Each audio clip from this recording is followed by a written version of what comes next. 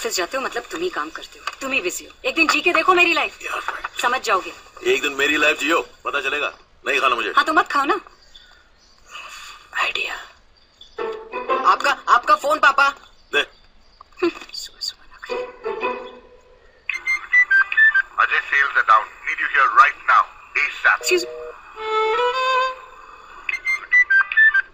साहब मेरा आदमी बीमार है, 2-3 दिन काम पे नहीं आएगी। This idea number is busy. Hello Verma, soon. Mrs Verma, office में फुल पैनिक है यार। लगता है तुम्हें अपनी छुट्टी का प्लान पोस्टपोन करना पड़ेगा। मैडम आर्टिकल का डेडलाइन आज है, आपके पास टाइम नहीं है तो बता दो please. Sir I am resigning. Ajay, you have to go to Indore this weekend. Madam 2 दिन पानी नहीं आएगा, भर के रखना। कितना कुछ करते हो अजय। कैसे मैनेज करती हो?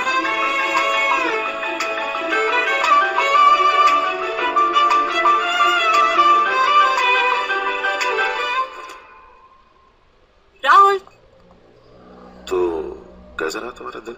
well, और तुम्हारा दिन? चाय लाती हूँ। नहीं मैं बनाता हूँ। तो बर्तन भी कर देना। एक दूसरे को समझने के लिए telephone exchange. What an idea. तू सारा दिन घर में करता क्या है बे? समझ जाओगे।